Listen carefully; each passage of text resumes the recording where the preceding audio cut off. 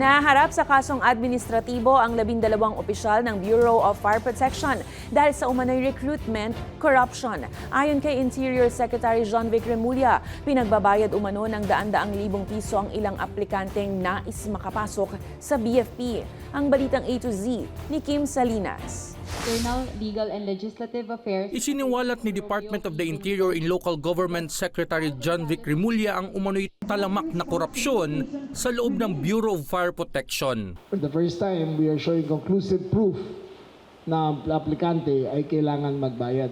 Para sa isang slot, makapasok lang sa BFP, 400,000 hanggang 800,000 ang bawat aplikante.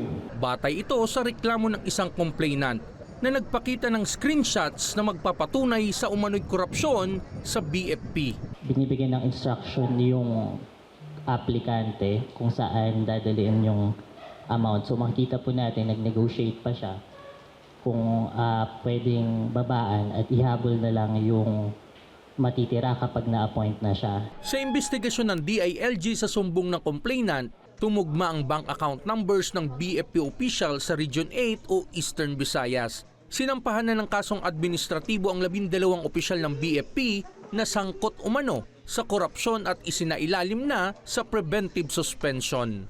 Sa BFP Region 8, 4 na opisyal mula sa BFP, Fire Superintendent hanggang Chief Superintendent ang naharap sa kaso. Lahat sila ay member ng Human Resource Merit Selection and Promotions Board at ginawa nilang negosyo ang serbisyo publiko. Sa Region 1, isang officer ang sinampahan ng kaso dahil sa paghingi ng 90,000 kapalit ng recruitment slot.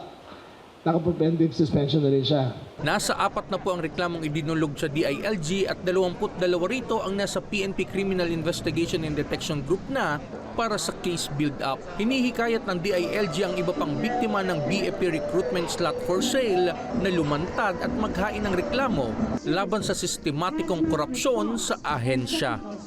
Para sa Balitang A to Z, Kim Salinas.